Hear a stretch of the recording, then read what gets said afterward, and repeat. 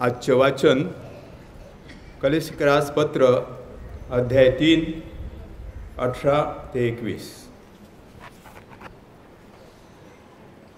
स्त्रियांनो, जसे प्रभूमध्ये उचित आहे त्याप्रमाणे तुम्ही आपापल्या पतीच्या अधीन असा. पतीनो, तुम्ही आपापल्या पत्नीवर प्रीती करा व तिच्याशी निष्ठुरतेने वागू नका. मुलांनो, तुम्ही सर्व गोष्टीत आपल्या आईबापांची आज्ञा पाळा, हे प्रभूला संतोषकारक आहे. बापानो, तुम्ही आपल्या मुलांना चिरडीस आणू नका, आणाल तर ती खिन्न होतील. प्रभूचे वचन.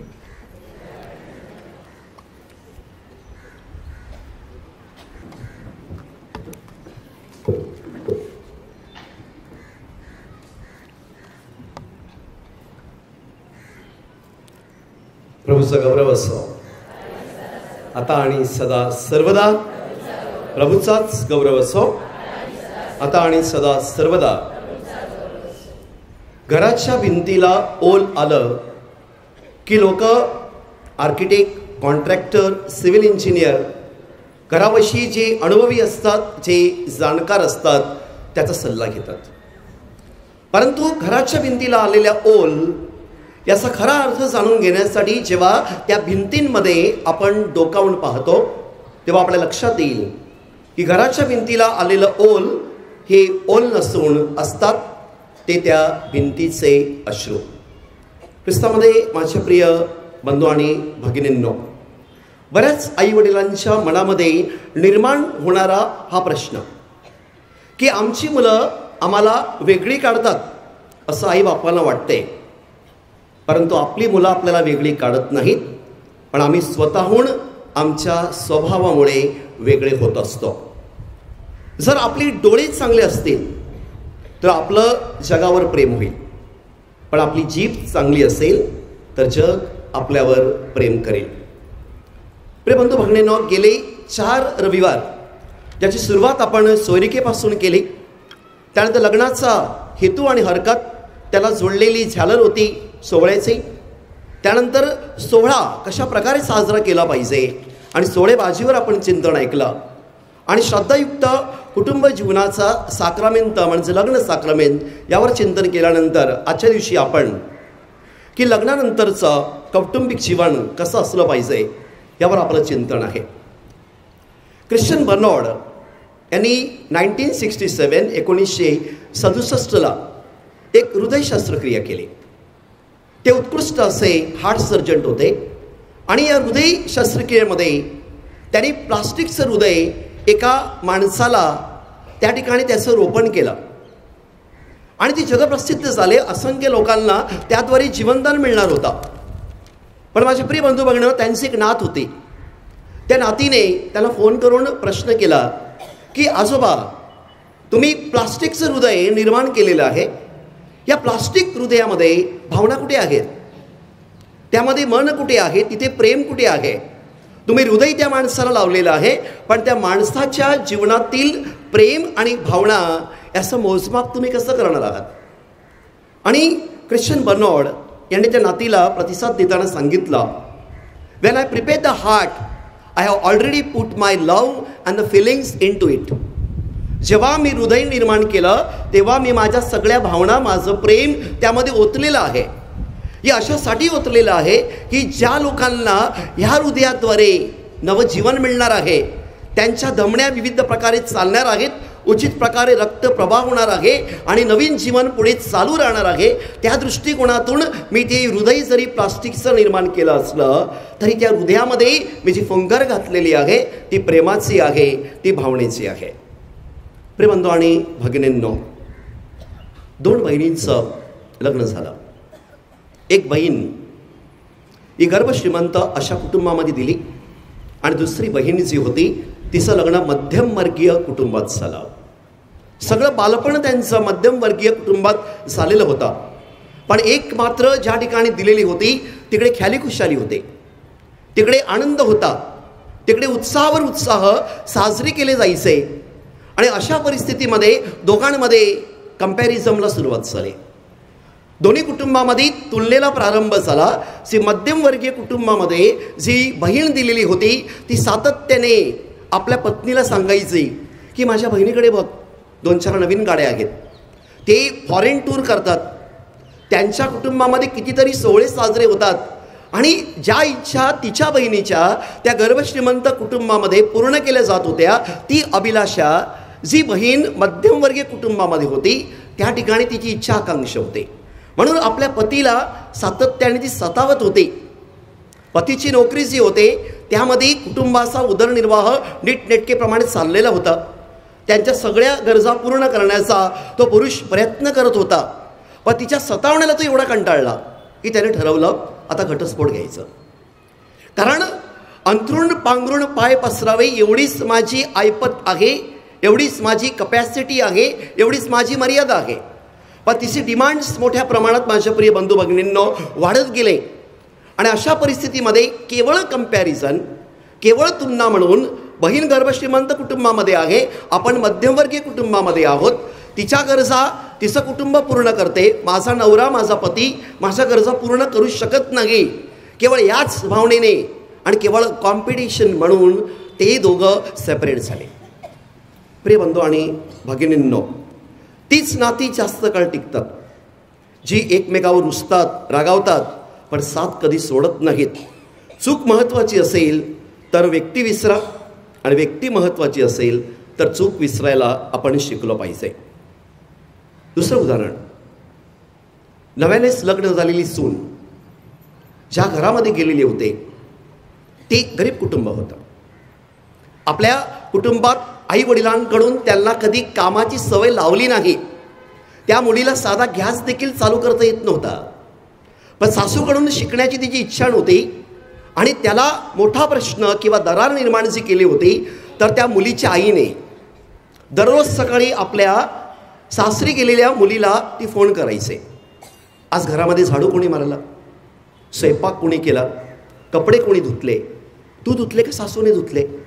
आणि ह्या एकाच गोष्टीमुळे त्या दोघांमध्ये भांडण लावायचं काम आईने दिलं. आईने जे शिकवायला पाहिजे होतं ते तिला शिकवलं नाही कधीच. परंतु त्यानंतर लग्नानंतर तिने शिकलं पाहिजे आणि सासू शिकवायला तयार होती. परंतु इथे आई मात्र सातत्याने दोघांमध्ये मध्यस्थीची भूमिका करत होती. पण आपल्या मुलीला त्या गोष्टी करू नको, सासूला करायला लाव, तू नाही करायचं, तुला कामाची सवय नाही आहे, तू चांगली शिकलेली आहे, शिक्षिका झालेली आहेस, पगार आणून देतेस, आता तुझा पगार त्या कुटुंबाला मिळणार आहे, अशा प्रकारची शिकवण त्या आईने दिलेली होती माझ्या प्रिय बंधू भगिनींनो. आणि म्हणूनच त्यांचं भांडण विकोपाला गेलेलं होतं. आजूबाजूची कुटुंब नेहमी बघायचे की लग्नाची 4 दिवस झाले नाहीत तोपर्यंत या सुनेने सासूशी भांडायला सुरुवात केली. आणि असंही होत गेलं की ती सून सासूला मारायला लागली. कितीतरी वेळा तिला दवाखान्यात द्यावं लागलं. तिचे मिस्टर जे होते परदेशात होते, तो कधीतरी 6 महिन्यानंतर, कधी 8 महिन्यानंतर शिफ्टवरून यायचा. परंतु जेव्हा तो यायचा तेव्हा वातावरण खूप चांगलं असायचं, तिकडे शीतवादळ व्हायचे. परंतु ज्या वेळेला तो नसायचा त्या ठिकाणी कडक उन्हाळा पडायचा. ख्रिस्तामध्ये बंधू आणि भगिनींनो, आपण लग्नानंतरच्या कुटुंब जीवनावर चिंतन करत असताना बऱ्याच वेळेला आपण बघितलेलं आहे काही कुटुंबामध्ये इन लॉस इंटरफिअरन्स असतो. सासू सासऱ्यांचा हस्तक्षेप आपण अनुभवतो. आई वडील संसारामध्ये हस्तक्षेप करतात. त्याला विविध गोष्टी आहेत. माझे नियम, माझे वागणं, माय प्रिन्सिपल्स, माझी तत्व. मी ऑफिसमध्ये होतो, मी मोठा व्यावसायिक आहे, माझ्याकडे सर्व आहे, माझ्या हाती कामगार आहेत. तशाच प्रकारची वागणूक बऱ्याच वेळेला नव्याने येणाऱ्या सुनेला त्या कुटुंबामधून भोगावी लागते. आणि दुर्दैव आहे, we don't allow them to succeed in the marital life. त्यांच्या वैवाहिक जीवनामध्ये त्यांना आपण यश मिळवून देत नाही, अशासाठी की आपले ॲक्सेप्टन्स स्वीकारामध्ये आपण कुठेतरी कमी पडतो. आपल्या ॲडजस्टमेंटमध्ये आपण तडजोड करायला तयार नसतो. आपण म्हणतो की स्वभावाला औषध नसतं आणि केवळ प्रेम, समजूतदारपणानेच आपलं कुटुंब आपण टिकून ठेवू शकतो. पण it is said in English, the real world and the relationship are the great challenges. Real world actually जगामध्ये आपण वावरत असतो. एक विचार करा, लग्नाचा फॉर्म भरताना बऱ्याचशा तरुणांना मी सांगतो की तुमच्या सोयरिकेला किती काळ झालेला आहे, 1 वर्षाचा, 2 वर्षाचा, 5 वर्षाचा. या 5 वर्षाच्या काळामध्ये तुझी फियांसी जी आहे तुझ्या घरामध्ये कितीतरी वेळा आलेली असेल, परंतु तुझ्या घरात ती कधी राहिलेली नाही आहे. लग्नानंतर ती त्या छताखाली राहणार आहे, त्या छताखालचा अनुभव घेणार आहे. म्हणून अगोदर ती येऊन गेली पण ती राहिलेली नाही. आणि it is only one person she can rely on, that is you. की नवरा जो आहे त्याची पूर्ण जबाबदारी असते, कारण आई वडिलांना त्यांनी 24-25 वर्ष अनुभवलेलं असते. He knows his own parents. त्याचे आई वडील त्याला माहिती असतात. हिला ओझरती ओळख झालेली असते. लग्नापूर्वी चित्र खूप चांगलं असते, पण लग्नानंतर जेव्हा माझ्या प्रिय बंधू भगिनींवर राहायला सुरुवात होते तेव्हा माणसाचं खरं कॅरेक्टर, माणसाचं खरं बिहेवियर पॅटर्न जे आहे ते आपल्याला कळायला सुरुवात होते. आणि इथूनच त्या भांडणाला सुरुवात होते, इथूनच घटस्फोटाला प्रारंभ होतो. कारण त्या मुलीला वेगळ्या संस्कारातून तिकडे आलेली आहे. तिच्यावाला जी बाळकडू तिला पाजलेली आहेत त्या पद्धतीने जी जगण्याचा प्रयत्न करते. तुम्हाला कदाचित नवल वाटेल की बरीचशी आपली पोरं लग्नाच्या अगोदर सेपरेट का बांधून घेतात आणि आईवडिलांनी आता सवयच लावलेली आहे. घरं बांधताना एक वेगळा फ्लोअर त्यांना देतो आपण, एक वेगळा फ्लोअर. सो आपण वी हॅव डिसाइडेड की लग्नानंतर आम्ही तुम्हाला इंटरफिअरन्स करणार नाही, तरी देखील इंटरफिअरन्स त्या ठिकाणी घडत असत होतो, सातत्याने घडतो. कारण घराची बांधणी करतानाच we have decided to be separate. त्याला आपण वेगळे काढलेलं असतो की वेगळ्या प्रकारचं किचन केलेलं असते. फादर नंतर भांडण नको, 2 मुलं आहेत, त्या दोघाला 2 वेगळी जिने केलेले आहेत. त्या दोघांचं जिनं हराम नाही झालं पाहिजे म्हणून जिन्याची अगोदरच व्यवस्था करून ठेवलेली आहे. ख्रिस्तामध्ये बंधू आणि भगिनींनो, टॉक्सिन रिलेशनशिप जी आहे ही पती पत्नींमध्ये अतिशय आवश्यकता आहे. आणि अशा वेळेला रात्री घडलेली घटना, गोष्ट, भांडण, संघर्ष हे त्या रात्रीपर्यंत संपली पाहिजे. बेनिसिरा आपल्याला शिकवतो, सूर्योदयाला तुमच्या मनात एखाद्याविषयी सदैव निर्माण झाला, एखाद्याविषयी रागाची भावना निर्माण झाली तर ती सूर्यास्ता वेळेला संपली पाहिजे. त्या दिवसाचं दुःख त्या दिवसालाच बरं. When we carry forward our own problems goes on increasing. प्रश्न असतात, समस्या असतात, दे आर नेव्हर लिमिटेड, त्या मर्यादित नसतात, त्या वाढत जातात. अशा वेळेला समोरच्या व्यक्तीला समजून घेणं अतिशय गरजेचं आहे. We can change the situation only with the positive mindset. सकारात्मक जी मानसिकता आहे त्याद्वारे कौटुंबिक परिस्थिती जी लग्नानंतर आहे ती आपण बदलू शकतो. मला एक कुटुंब माहिती आहे, त्यामधील एक मुलगी आपल्या वसईभरातलीच, ती काउन्सिलिंगला आलेली होते आणि ती म्हणते की फादर, मी इंजिनियर आहे, माझं मंथली पॅकेज आहे 1,40,000 मी कमावते. माझा नवरा BCom झालेला आहे, बँकेत कामाला जातो, त्याचा पगार साधारण 30,000 ते 34,000 रुपये असेल. परंतु मी गेल्यापासून माझी मिस्टर जे आहेत मी ती मला वेळच देत नाही आहेत. कारण त्याच्या घरामध्ये त्याची विधवा आई आहे, त्याची अनमॅरिड बहीण आहे आणि एक अनमॅरिड आतू आहे. लग्न झालेली आतू आहे म्हणजे बघा, एक पुरुष आणि ऑलरेडी 3 स्त्रिया अवतीभवती, 4थी आलेली आहे. त्याची काय गडबड होणार नाही, काय तारांबळ उडणार आहे याचा आपण हिशोब करू शकतो. तिचं म्हणणं एवढंच होतं की मी सकाळी कामाला जाते, तोही कामाला जातो, मी घरी आल्यानंतर मी किचनमध्ये काम करायला जातो, हा आला आंघोळ केला का येऊन जाऊन आपल्या बहिणीकडे, आपल्या आतूकडे, आईकडे जातो, मला वेळच देत नाही आहे. मग याला समजा त्यांच्याबरोबर राहायचं होतं, मग लग्न कशाला केलेलं आहे? Father, am I wrong? माझं चुकलेलं आहे का? आणि ती म्हणाली की याचा पगार आहे, याच्यामध्ये हे 4 लोकांचं होत नाही father. I have studied, I am qualified. ती ज्या प्रकारे माझ्या प्रिय बंधू भगिनी सांगत होती त्या बाईला दुसरी कुठली अपेक्षा नव्हती. तिची एकच अपेक्षा होती की त्यांनी आपल्या आईला, बहिणीला, आतूला सोडू नये, पण मला देखील वेळ दिला पाहिजे. कालांतराने बाळ झालं आणि बाळाला देखील त्याच्यासोड सोडून ती म्हणेल की एका कमरेवर बाळाला घेऊन मी स्वयंपाक करू की माझी कामं करू. ऑफिसच्या दगदगीतून थकलेली आहे, ट्रेनच्या प्रवासात वैतागलेली आहे आणि अशा परिस्थितीमध्ये माझे मिस्टर मला वेळ देत नाही. प्रिय बंधू आणि भगिनींनो, त्याला मार्गदर्शन करताना त्या मुलाशी जेव्हा बोललो तेव्हा मुलगा सांगतो, माझ्या तिघांना मी सोडून देऊ का फादर? त्याला म्हणाला, तिघाला सोडून देऊ नको, पण 50% त्यांना देत असेल तर 50% आपल्या पत्नीला दे. प्रिय बंधू आणि भगिनींनो, ही कथा खूप ठिकाणी आपण पाहतो. खरं पाहता ही मुलगी जिथून आलेली होती त्या मुलीला आपल्या आईचं छत्र जास्त वेळ लाभलं नाही. मग घरामध्ये तिचे वडील, आणि 2 भाऊ आणि 1 अंकल, अशा प्रकारे परिस्थिती होती. म्हणून तिला मातृत्वाची झालर तिच्या जीवनाला मिळाली नाही. मातृत्वाचा ओलावा तिने अनुभवला नाही. म्हणून आता तिला त्या मातृत्वाचा ओलावा अनुभवायचा होता.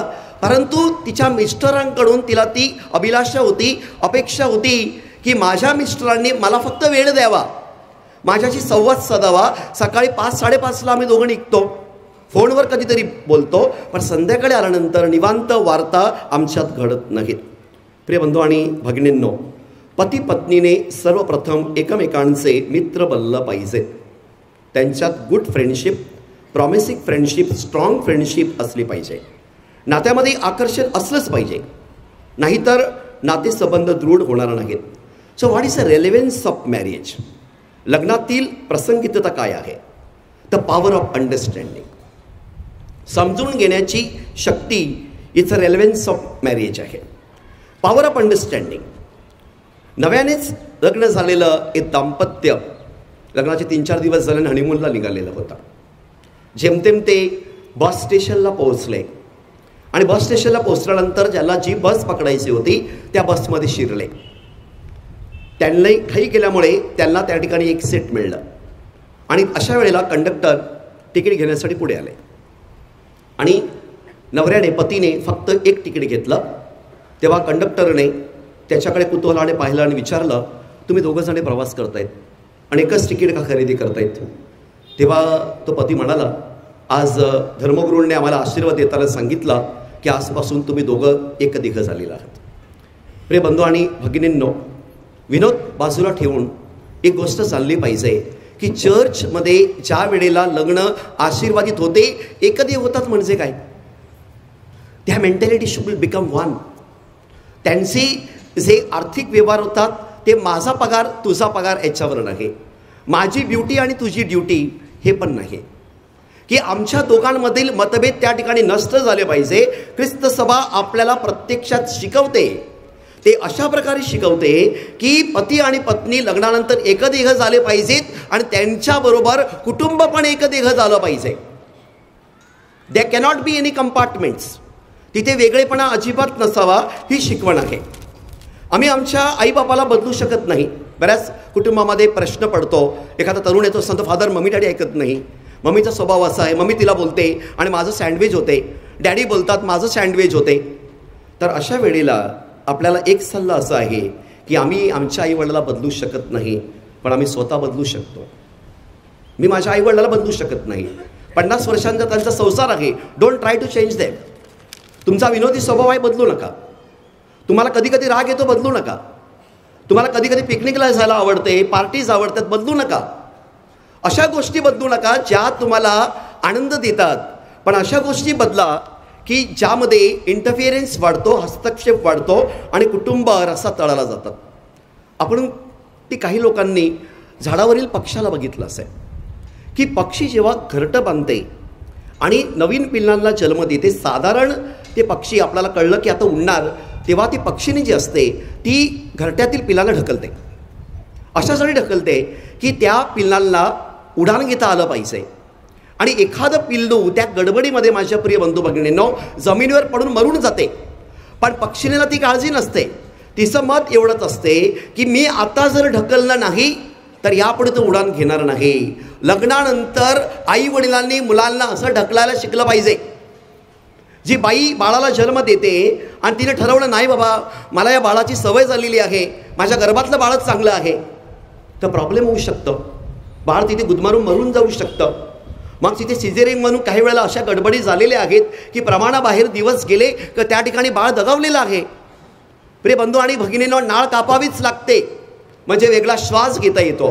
प्रभू येशू ख्रिस्ताने जेव्हा शिष्यांचा निरोप घ्यायचा होता तेव्हा शिष्य उदास झालेले होते आणि येशू त्याला प्रॉमिस काय करतो, मी तुम्हाला एकटं अनाथ सोडणार नाही, कैवारी पवित्र आत्मा देईल. पवित्र आत्मा ज्या दिवशी लग्न साजरं होते त्यावेळेला पती पत्नीला मिळत असतो, ती त्याची स्ट्रेंथ असते, ती त्यांची ताकद असते. म्हणून आई बापाने ज्या दिवशी त्यांचं लग्न होईल त्या दिवशी त्याला वेगळा श्वास घ्यायला शिकलं पाहिजे. पक्षी आपल्याला शिकवतात पण माणसं शिकत नाहीत. आपला मुलगा आता मोठा झालेला आहे, एका कुटुंबामधील अशी गोष्ट मला माहिती आहे.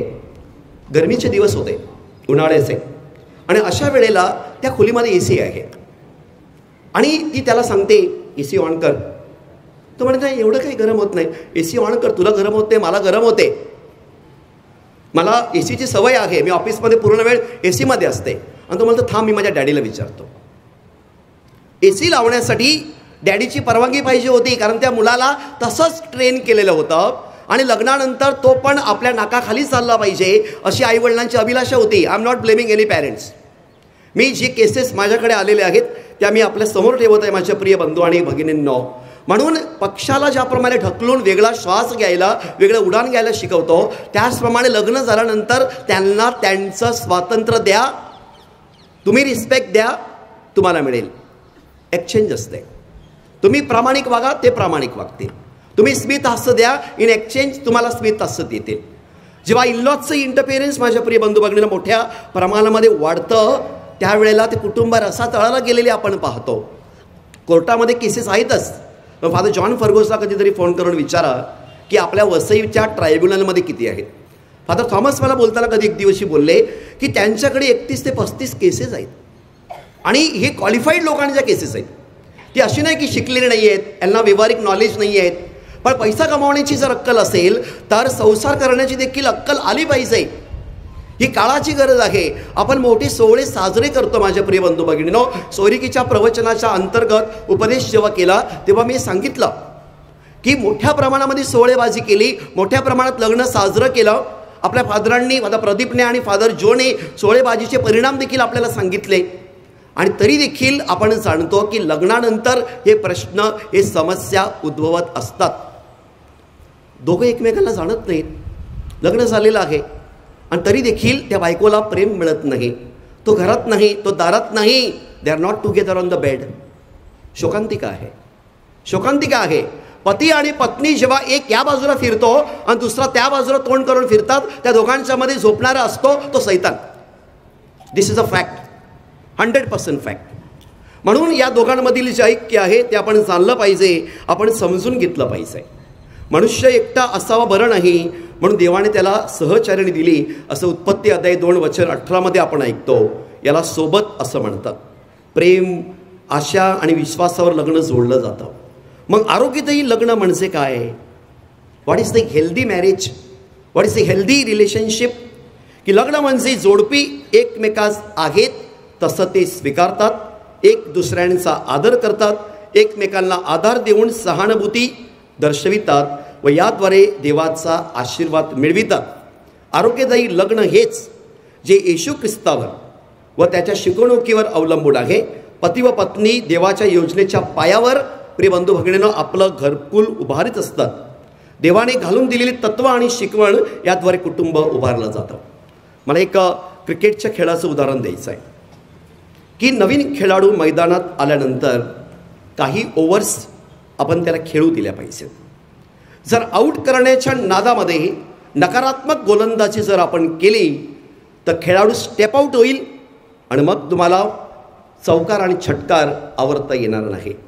कुटुंबामध्ये लक्षात ठेवायचं की नवीन व्यक्ती घरामध्ये आल्यानंतर त्यांना वावरू द्या, त्यांना आपल्या कुटुंबाचा ध्यास घेऊ द्या, कुटुंबाच्या श्वासामध्ये त्याला विलीन होऊ द्या आणि त्यानंतर तुम्हाला समजेल की तो जीवनाचा खेळ यशस्वी होईल. नाहीतर षटकार आणि चौकाराला आपण कंट्रोल करू शकणार नाही आणि ह्या गोष्टी घडतायत, आपण त्या झाकून ठेवू शकत नाही. प्रिय बंधू आणि भगिनींनो, एक स्त्री भेटण्यास आली होते. खूप वर्ष परदेशात होते. म्हणजे मी जेव्हा डायकनेटला होतो त्यावेळेला त्यांचं लग्न मी आशीर्वादित केलेलं होतं आणि तेव्हा त्याला कळलं की मी अमुक अशा पॅरिसमध्ये आहे. तर ती भेटण्यास आली आणि भेटण्यास आल्यानंतर सहज मी सांगितलं how is your married life.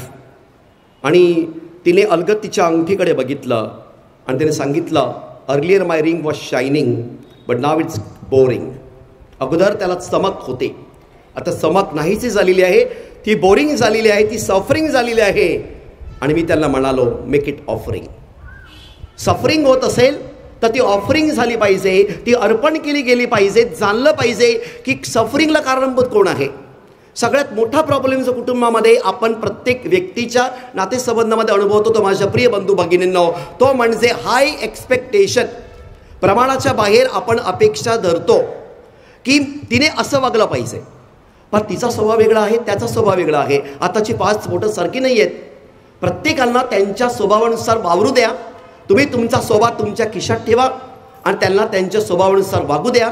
स्वभावाचे आपण गुलाम झालो का तिथे सफरिंग होणार. म्हणून अशा वेळेला सासू सासऱ्याने, आई वडिलाने, पती पत्नीने एकमेकांसाठी ऑफरिंग झालं पाहिजे, एकमेकांना स्वीकारलं पाहिजे. 2 शब्दाचं वर्गीकरण तुमच्यासमोर आज मला मांडायचं आहे. आपण बऱ्याच वेळेला बोलतो आय मिस यू आणि कालांतराने I mess you. Miss you आणि मेस यू. मिस यू म्हणजे आपण एखाद्याला खूप आपल्याला त्याची आठवण येत असते. I really miss you. कधी येणार तू? 9 वर्ष झाले, 10 वर्ष झाले, जीव टांगणीला लागलेला आहे तुला भेटण्याचा. तृषित हरिणी जशी तळमळे पाण्याच्या ओघासाठी, तसाच माझा जीव तळमळे तुझ्या भेटीसाठी. आणि म्हणून तिकडे मिस यू असतं आणि घरात आलं का मग mess you. Let me explain. Miss you याचा मी जो आहे त्याच्यात आत्मीयता आहे. मी, MI, मी. आणि मिस यूचा मी म्हणजे मीपणा आहे. 2 शब्दांमध्ये, 2 स्पेलिंगमध्ये फरक आहे. एकामध्ये MI आहे, आय एम, आणि दुसऱ्यामध्ये मी आहे, मेस यू. आणि पहिला शब्द सांगतो एम म्हणजे मोटिवेशन. दया दाखवा, मिरची नका लावू. M म्हणजे मिरची आणि M म्हणजे मोटिवेशन, दया. दुसरा आय म्हणजे सहभागी व्हा, इन्सल्ट नका करू. 2 आय, एक उजवा आणि डावा. एकामध्ये आपल्याला सहभाग मिळतो, इन्व्हॉल्वमेंट आहे. दुसऱ्यामध्ये इन्सल्ट नको. सोबत ठेवा, त्याच्यामध्ये सोबत ठेवा. येसचा येस फॉर सोबत, येस फॉर सॅक्रिफाईस, त्याग करा. येस फॉर सपोर्ट, पाठिंबा द्या. सफरिंग नको, त्रास वेदना नको. शब्दाने आणि कृतीने वागा. आणि जेव्हा आपण मेस बोलतो, don't make the life meaningless but make it meaningful. तो मिस यू शब्द प्रमाणाच्या बाहेर वापरा, पण मिस यू बरोबर मेस यू हा शब्द टाळा माझ्या प्रिय बंधू भगिनींनो. म्हणजे जीवनातील खूप गोष्टी आपल्याला टाळता येतील. आदाम आणि एवेचं जे प्रेम होतं ते सैतानाने दुरावलं. एदेन बागेतील घटना समोर ठेवा. Moment you become disobedient to God, disobedient to your own in-laws, disobedient to your self, that disobedient will destroy. Eden बागेतून हकलपट्टी होणार, आपण बाहेर जाणार. आजच्या दिवशी आपण चिंतन करत असताना क्षणभर शांत राहूया. आणि माझ्या कुटुंबामध्ये मी कशा प्रकारे वावरतो. जंगलातील सर्व जनावरांना एक दिवस जंगलाचा राजा सिंहाने आमंत्रण दिलं. सगळेजण आलेले होते. सिंहाचं आगमन अजून झालेलं नव्हतं. त्याच्या प्रतीक्षेमध्ये प्रत्येक प्राणी थांबलेला होता. आणि मोठ्या ऐटीमध्ये रुबाबामध्ये सिंह आला. आणि आल्यानंतर प्रत्येकजण उभं राहिलं. पण अशा वेळेला एक छोटंसं उंदीर होता. तो गेला आणि त्याने सिंहाच्या कानामध्ये काहीतरी सांगितलं आणि तो परत आला. सिंह जो गर्जना करत आलेला होता तो खाली बसला. त्यामुळे सगळ्यांना नवल वाटलं की उंदराने असं काही सांगितलं आहे की ज्यामुळे सिंह खाली बसून राहिला आहे. आणि त्या उंदराला विचारलं तेव्हा उंदीर म्हणाला, मी त्याला सांगितलं लग्नाअगोदर मी पण सिंह होतो, आता माझं उंदीर झालं आहे. ख्रिस्तामध्ये बंधू आणि भगिनींनो, लग्नामधील 3 मुद्दे आपण चाललं पाहिजे. God has 3 purposes for marriage. पहिलं कंपॅनियनशिप, एकमेकांमध्ये साथ संगत. दुसरं प्रोक्रिएशन, प्रचोदन. आणि तिसरं आहे रिडेम्पशन. आपण जी उदाहरणं ऐकली यामध्ये आपण त्यांना कंपनी दिली पाहिजे. आपल्या कुटुंबातील नववधूवरांना आपण सोबत द्यायचे, नथिंग एल्स. सोबत. दुसरी गोष्ट की त्यांना मदत करा. परमेश्वराचं कार्य पुढे नेण्यासाठी प्रचोदन झालं पाहिजे. फलद्रूप व्हा, पृथ्वी व्यापून टाका. हा आशीर्वाद लग्नात मिळतो ना तुम्हाला. त्या लग्नाच्या त्या प्रोक्रिएशनमध्ये, परमेश्वराच्या क्रिएशनमध्ये आपण सहभागी व्हायचं.